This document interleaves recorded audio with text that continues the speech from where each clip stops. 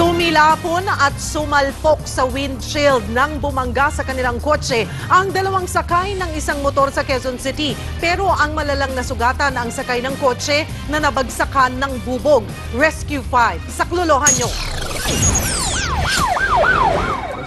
Emergency. Meron pong banggaan ng motorsiklo at kotse dito sa Quezon Avenue po sa may Quezon City. Naganti siguro sila. Relax na. Oops. Nawalan ko ba ng malay? Sino mo kasama na ito? Hindi ako nawala ng malay. Masakit. Mahapdi po talaga niya. May sugat po yan sir eh. Hindi, yung pula yung... Bukod sa mata yan, ano ba masakit sa inyo? Wala na ako. Yung pasyente natin, may mga bubog sa mukha. Sa itong t-shirt na blue, gagamitin ko pang-alis ng bubog, nalalaglag eh. Palayo nga muna kayo, layo muna kayo, layo. Masasagasaan pa kayo dyan eh. Ate. Oo. Ako. Baba na, dito natin kunin. 1, 2, 3. Sir, hindi ka na malalim. Nakahinto na yung dalawang motor. Dalawang motor po. Tapos yung sasakyan po na pulo, binangga po niya yung dalawa. Mabilis ba yung dating nakablong sasakyan? Kasi pagtingin na lang po namin, doon na lang po namin nakita tumalsik po yung dalawang nakamotor po. Nakita ko orange na. Bigla sa lumusot, may kaangkas. Nagpreno ako. Ang problema, nagdamit yung sasakyan ko, pati yung aking kasama, yung kaibigan ko.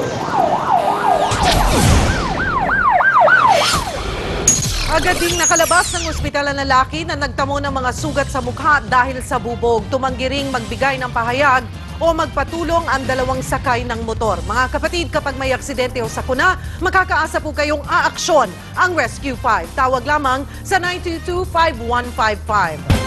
Samantala, papalitan na po ng MMDA ang mga pump nito na 30 taon na ang tanda. Uunahing isailalim sa rehabilitasyon ang pumping stations sa Binondo at Quiapo. Sakop kasi nito ang Espanya at University Belt na mabilis bahain tuwing umuulan. May kakayahan na ang ipapalit na pump na humigop ng tubig na katumbas ng 10 drum kada segundo. May kakayahan na ito na umabot ng hanggang 40 taon. 300 milyong piso ang gastos ng gobyerno para lamang sa 2 pumping station. Alamin naman natin na ang lagay ng panahon ngayong weekend mula kay Marga Vargas. Marga? Cheryl, huwag kalimutan ang inyong payong pagigimik ngayong payday weekend. Ayon sa pag-asa, nasa hilaga ng Puerto Princesa ang binabantayang low pressure area o yung namumuong sama ng panahon. Pero damay nito ang halos buong bansa. Posibleng magtagal ito hanggang sa linggo. Mararanasan dito mismo sa Metro Manila pati na ang ilang lugar sa hilaga at sa kanlurang Luzon ang malakas na pag-ulan. Ganito rin ang magiging panahon sa gitna at kanlurang Visayas. Mararamdaman din ang malakas na ulan sa malaking bahagi naman ng Mindanao. At yan ang lagay ng panahon. Balik sa'yo.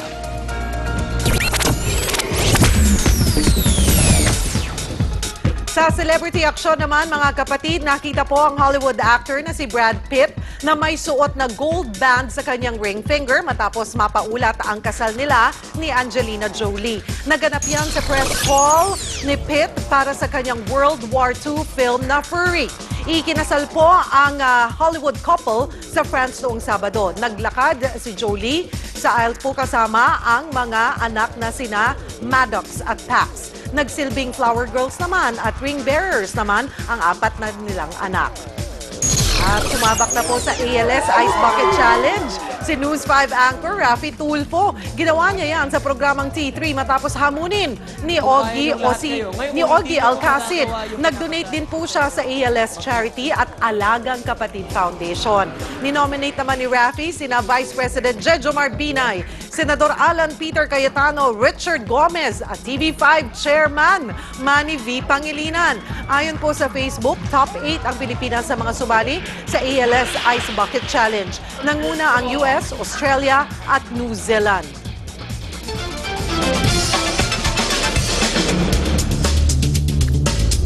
Nako, ito po mga kapatid, di ba mahirap magjeta lalo na kung madalas kang makaramdam ng gutom.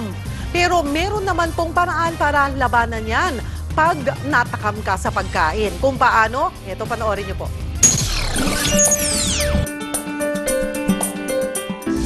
Ikaw ba yung tipo ng tao na mabilis magutom at mag-crave o matakam sa kung ano-anong pagkain? Naku, bad trip po yan mga kapatid, lalo na kung nagjejeta ka. Pero meron naman mga paraan para malabanan yung mga cravings na yan sa pagkain. Siyempre pa, start your day right sa pamamagitan ng almusal o breakfast. At kung gusto mong tumagal ng hindi nagugutom, dapat lugaw o oatmeal ang kainin mo. Lumabas po sa pag-aaral ng Louisiana State University na ang fiber content ng oats ay nakakapagpababa ng hunger level sa mas mahabang oras. Ito pa ha, yung paulit-ulit na pagtalon gaya ng jumping jack o jump rope, panlaban din daw yan sa gutom. Ayon po sa research, yung mga atleta na nagja-jump rope ay nakitaan ng mababang antas ng hunger hormone na ghrelin. Ang teorya po nila, bumababa yung hunger hormone dahil sa vertical movement ng katawan. Simple naman pero practical na pangontra sa cravings ang pagtutoothbrush o kaya yung minty candy o chewing gum. Siyempre, gusto mong tumagal yung fresh feeling sa iyong bibig, kaya subconsciously, iiwas ka na sa pagkain. Pero kung hindi nyo talaga malabanan yung tukso ng pagkain, imbes na magchichirya, magprutas na lang po kayo. Pero kung may budget, the best daw ang almonds. Napapababa raw nito ang hunger level at pinipigilan ang sobrang pagkain. Tandaan po ninyo, ang simpleng mga tip na yan ay para marendahan naman ang sobrang hyper na appetite.